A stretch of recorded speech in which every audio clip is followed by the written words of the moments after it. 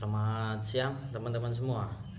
Oke, jadi seperti pada postingan Facebook saya akan membahas tentang leukocytosis. Itu sebuah penyakit yang disebabkan oleh protozoa yang menyerang sel darah. Nah, ini di dunia ayam penghobi ya, di penghobi ayam maksud saya. Itu mempunyai julukan macam-macam ya. Ada yang bilang kuningan atau muka kuning, kemudian penyakit nyamuk itu ya. Banyak sekali sebutannya. Ini berdasarkan gejala yang ditimbulkan. Jadi peternak ini memang atau penghobi ini memang unik ya dalam menyebut sebuah penyakit gitu. Mereka lebih senang menyebut dengan sebutan mirip dengan gejala yang ditimbulkan, misalnya lumpuh karena digigit nyamuk itu. Nah, mereka menyebut ya lumpuh gigitan nyamuk, lebih mudah daripada menyebut leukocytosis yang sulit bagi kita orang-orang awam untuk menyebutnya. Nah, masalahnya adalah kadang-kadang penghobi ini keliru gitu dalam memberikan penanganan, karena dianggapnya semua penyakit kuning itu disebabkan karena misalnya kalau ayam petarung ya karena pukulan gitu ya. Jadi tidak semua penyakit yang menunjukkan gejala kuning itu diakibatkan karena pukulan, karena ada parasit juga yang menyerang sel darah dan kemudian menyebabkan iras kuning di mukanya karena anemia, kekurangan darah ya. Oke, kita masuk ke pembahasan ya teman-teman ya. Apa itu leukocytosis? Itu satu penyakit yang disebabkan oleh parasit dari jenis protozoa yang menyerang sel darah merah. Biasanya terjadi musiman ya teman-teman ya. Jadi pergantian antara panas ke penghujan, kemudian dari penghujan ke panas gitu ya untuk daerah-daerah tropis seperti kita. Nah, di musim-musim seperti ini biasanya nyamuk cukup banyak ya, serangga-serangga cukup banyak. Jadi serangan-serangan serangga ini yang menjadi vektor atau pembawa dari protozoa. Jadi begini teman-teman, kalau misalnya kandang kita banyak kecoa, misalnya kandang kita banyak nyamuk ya kan, ini perlu diwaspadai. Jangan-jangan dari gigitan nyamuk atau kumbang serangga itu membawa satu makhluk bersel satu yang kita sebut protozoa itu untuk masuk ke aliran darah dan nantinya akan merusak sel darah merah. Akibatnya bisa cukup fatal ya, khususnya untuk jenis ayam petarung, karena ayam petarung ini kan tidak dikonsumsi gitu, tidak dikonsumsi dagingnya kan. Walaupun sah-sah saja kalau mau dikonsumsi. Tapi biasanya kalau ayam petarung ini ya yang dimanfaatkan adalah seni bertarungnya. Kalau kita sudah ngomong tentang seni bertarung, artinya kita ngomong bahwa si ayam ini adalah atlet gitu ya, yang harus menjaga kesehatannya dalam kondisi prima, selalu dalam kondisi prima ya kan. Begitu dia terkena penyakit ini, maka jelas performanya akan turun drastis, kesehatannya akan turun drastis, yang tidak mungkin gaya bertarungnya kita manfaatkan untuk kontes misalnya, sudah tidak bisa lagi kan. Kalaupun misalnya sembuh, ini akan membutuhkan waktu yang sangat lama. Nah, kembali ke waktu-waktu yang sering terjadi masalah leukocytosis, atau kita paling gampang sebutnya penyakit kuning ya. Penyakit kuning, walaupun nanti saya akan terangkan juga tidak selalunya penyakit kuning gejala yang ditimbulkan dari leukocytosis. Ada berbagai bentuk gejala yang nanti bisa kita jadikan diagnosa dasar untuk mengobati ayam yang terkena leukocytosis.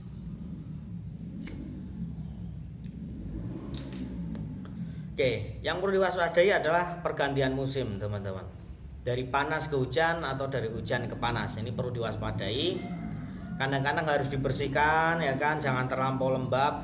kalau bisa kering ya, kering, jangan lembab. Kalau menggunakan misalnya lapak itu ya, dikasih pasir atau dikasih sekam, itu sekamnya diganti, pasirnya mungkin dikeringkan lagi supaya lebih aman.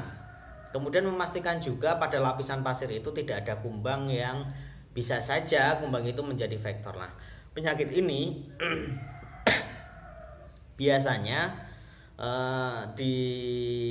ditularkan melalui lalat hitam. Nah, kita bisa cek nanti di kandang apakah ada lalat yang bentuknya agak.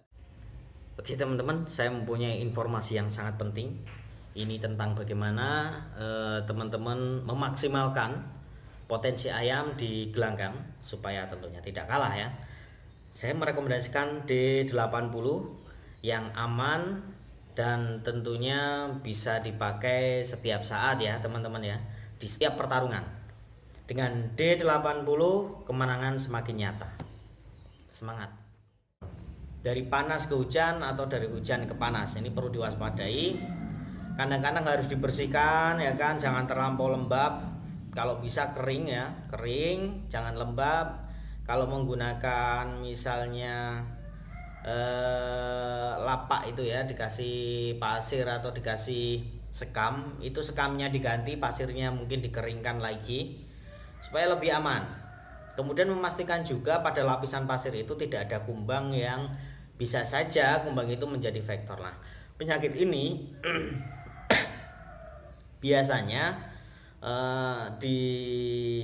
ditularkan melalui lalat hitam. Nah, kita bisa cek nanti di kandang apakah ada lalat yang bentuknya agak gede dibandingkan lalat rumah biasa itu.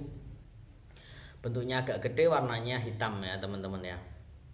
Nah, itu salah satu faktor yang membawa protozoa masuk ke aliran darah ayam yang nantinya akan menyebabkan kerusakan dan gangguan kesehatan. Oke, kemudian selain pergantian musim ini ya, kandang yang tidak bersih ya, tidak terlampau diperhatikan kondisi kebersihannya, kemudian banyak serangga-serangga di situ, misalnya kecoa, kemudian nyamuk, banyak lalat gitu ya.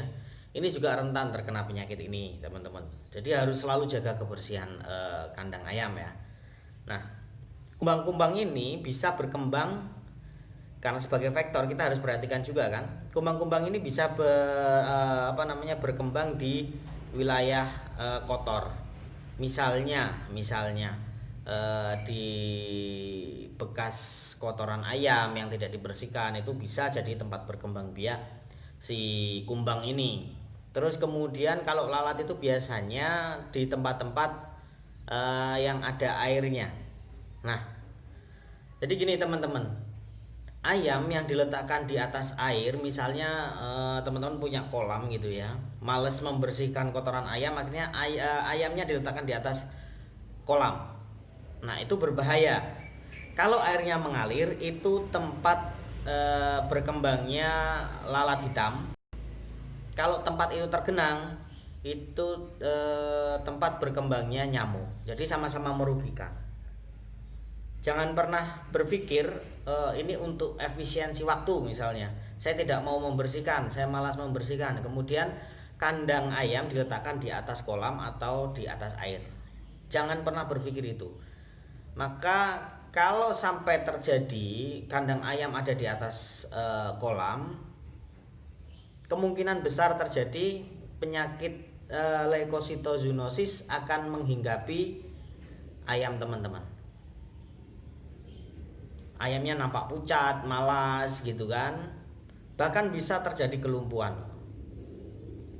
Nah, jadi sebaiknya ayam diberikan jarak, kandangnya itu diberikan jarak dari tanah paling rendah itu 40 cm. Paling rendah itu ya teman-teman ya, 40 cm dari tanah, atau bisa lebih rendah lagi 20-30 cm, tapi bawahnya diberikan terpal atau sesuatu yang bisa menghalangi uap air dari bawah. Itu ya, itu bisa kita terapkan. Tapi jangan pernah meletakkan kandang ayam di atas kolam, di atas air. ini sangat berbahaya. Malah justru lebih baik lagi kalau di atas tanah 50 cm atau 1 meter. Berikan pelangkringan kalau kita punya kandang los gitu ya. Dikasihkan ini kayu atau apa yang sehingga bisa dijadikan pijakan ketika tidur. Jadi kita bayangkan aja ayam yang ada di hutan. Mereka terbang ke pohon untuk tidur di sore hari kan, di malam hari. Nah, kurang lebihnya seperti itu. Jadi dia lebih hangat. Nah, fungsinya bulu-bulu itu kan untuk menyelimuti ayam, untuk menghangatkan tubuh ayam di malam hari. Jadi kalaupun kandangnya itu tidak terlampau tertutup pun dia akan tetap terasa hangat karena ada bulu, ya kan. Tapi kalau dari bawah teman-teman, ini kan terus menerus karena bawah itu kan tanah ya, terus menerus ada uap air dari dalam ya, dari bawah itu ya. Nah, maka yang di bawahnya itu diberikan alas. Ini untuk menghindari uapan air itu tadi.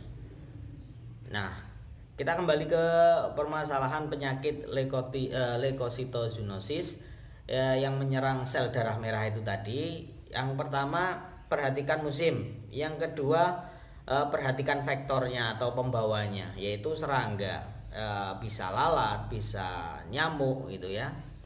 Perhatikan itu teman-teman. Kalau misalnya banyak kecoa, banyak kumbang, banyak nyamuk, usir dengan obat-obatan yang aman untuk ayam namun bisa mengusir si vektor ini.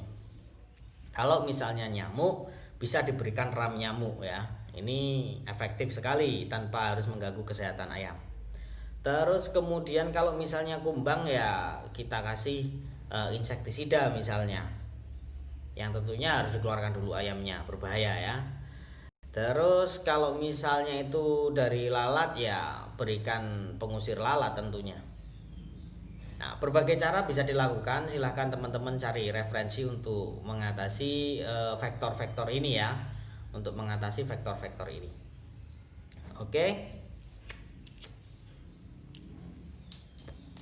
Nah, kemudian untuk masa ayam Anda sakit teman-teman, sudah punya anti aratan belum?